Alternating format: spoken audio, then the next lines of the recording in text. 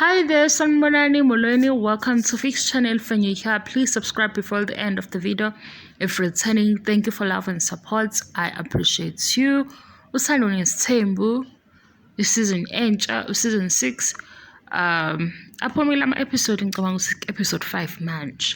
Ngisaqhubeka-ke nokwenza ama-reviews, but nayi enye indaba or into asithi isigaxa, because mhlawumbe abanye abayinaki le.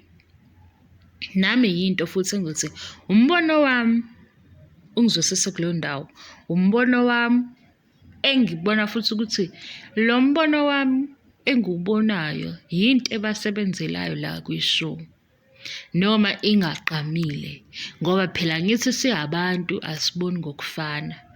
Season 6 manje Uthando Nes'thembu sisuka ku-season 1.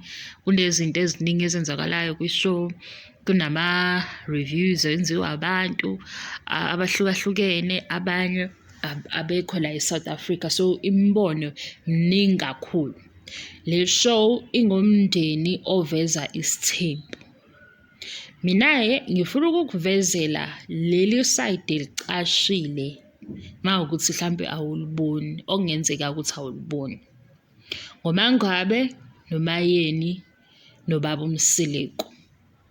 Engizothi into enye futhi ejulile kulamakhosikazi avela kwishow engahloniphi.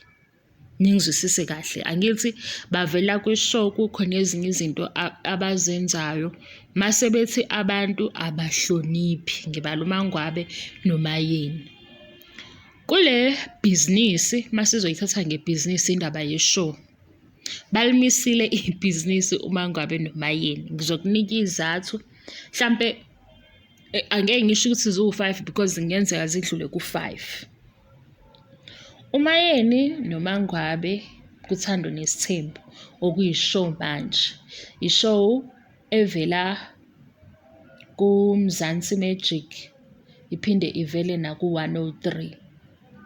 Ubaba Mseleku uhusband wabo oyi-polygamist and obe nesithombe sokuthi noma nevision yokuthi uzosikhombisa isithembu. Sasibona-ke isithembu, engaziyo futhi ukuthi asibaningi abantu abangasithanda isithembu but aba-enjoyayo ukubuka ishow. Uma-ke la ngikhuluma ngento eyenziwa uMayeni noMangwabe nokusiza uMseleku nokweseka, kodwa ongeke uze ukubone kuvela ngokuthi bayameseka, ngoba mawuzobuka ngesayidi lokuthi abamhloniphi ubaba uMseleku, kuwena abameseki. Mina ngizokucacisela lento-ke ngithi mina ngibuye ngiyibone nangaleli side.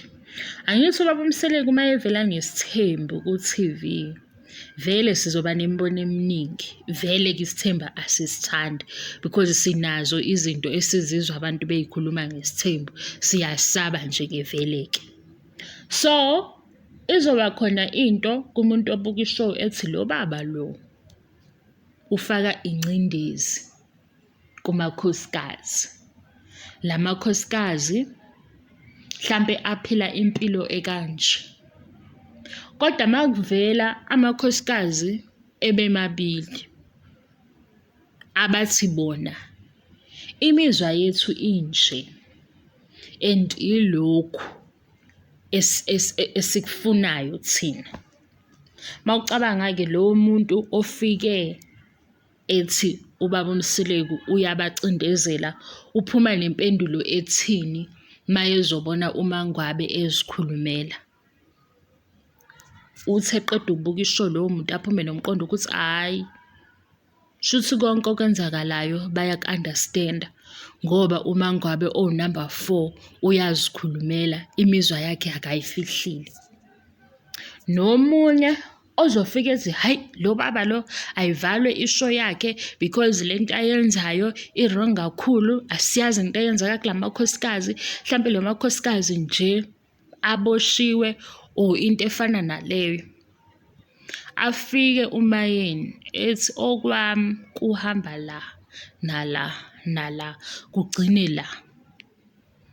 Lo muntu ngeke aze abe nawo amandla okuvala ishow, ngoba phela uzothi ulibeka kanjani lelo phuzu lakho ekhona uMayeni noMangwabe bezikhulumela bona bethi nje eyethi imizwa ihamba la, and thina asifuni ukuthi usicindezele, asifuni ukuthi ngoba nakho sithi siyakuthanda, sizwile indaba yakho yokuba yi-polygamist, mase-ke uyashape ngendlela le efuna uwena, because nathi silolu hlobo labantu sithanda impilo kanje, okusho ukuthi noma uyi-polygamist sihloniphe nathi ukuthi thina sinje.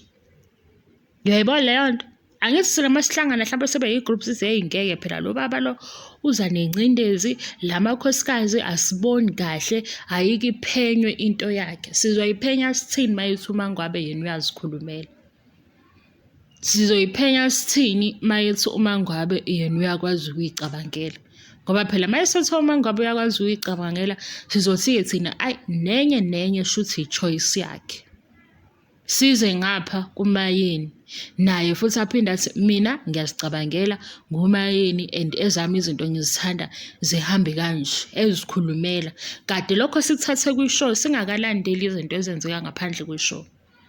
So uma sesihlangene sesiyisigungu lesi sithi hayibo le show ngeke ayiketulwe because ayizile kahle. Ikhona leyo mbono leyo, angithi ngiyakuvezela leyo picture, ikhona leyo mbono. So mayivela le mbono uzothi omunye hayi misana ukudlala ngomseleku, ngoba kuyavela ukuthi amanye amakhosikazi ayakwazi ukuthi enze lezi zinto afisa ukuzenza, ebeke imibono yawo, ephinde futhi akusapothe lokho. Pho nina nikuthathelaphi ukuthi bacindezelekile uma bona bekwazi ukuthi bekhulume kanje? Nathi-ke siyama-ke lapho, ngoba phela mase simile sizobe sesithi ayi u-20 minutes lo esubuka ku-TV.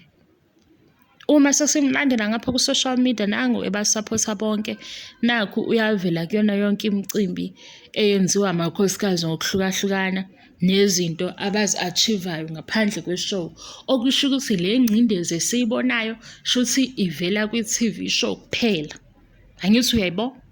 Simephi-ke isithunzi sikababa Mseleku?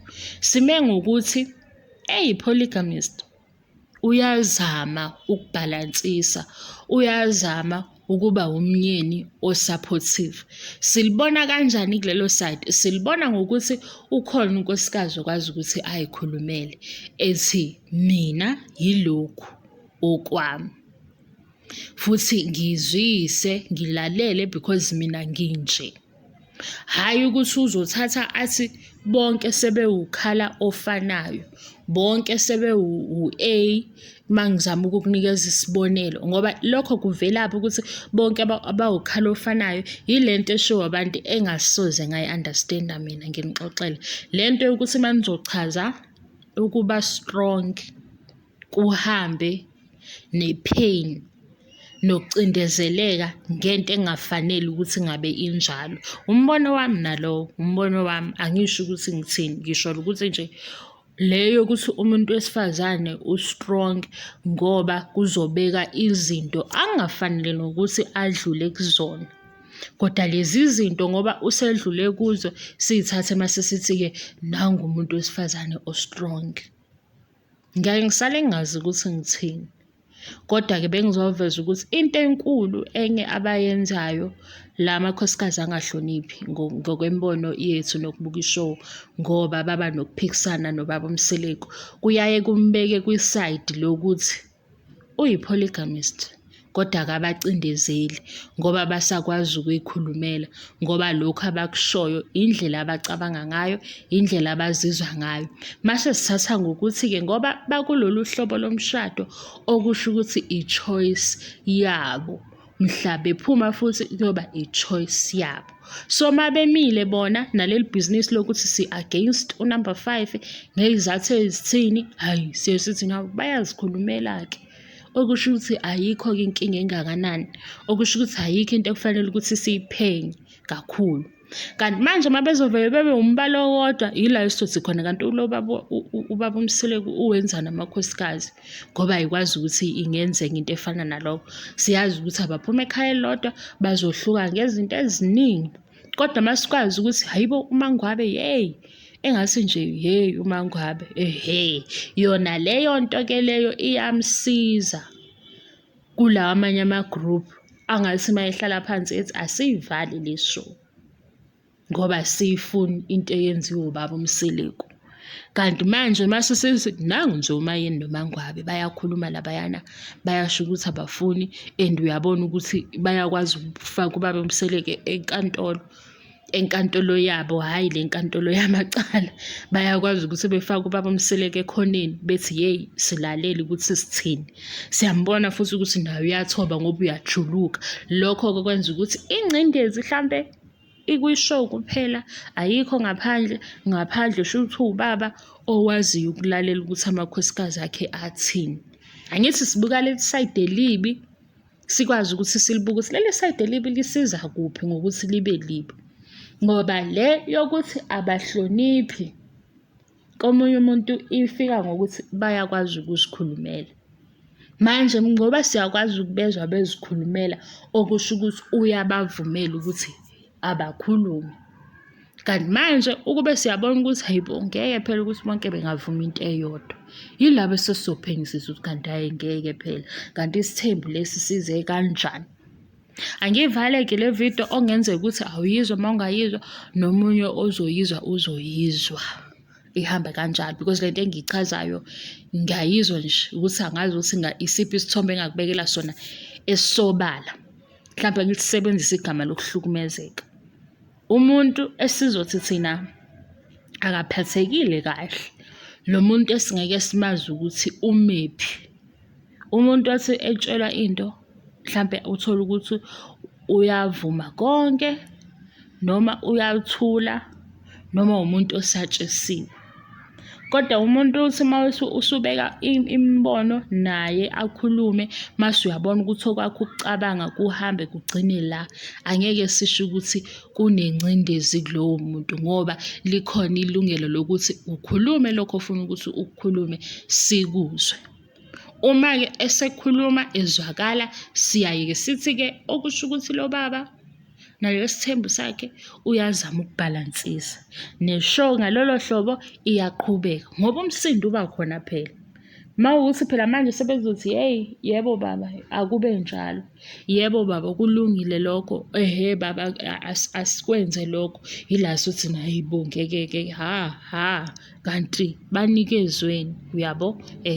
Angikushiye-ke uyongizwa uma ungizwile sithando sami angangizanga futhi alikho iphutha. Kuyenzeka umuntu acabanga ukuthi uchaza into ekhona kanti ushaye eceleni. Asivale-ke la. Ngiyabonga kakhulu i-support, ngiyabonga uthando lweni, inkulu into eniyenzayo.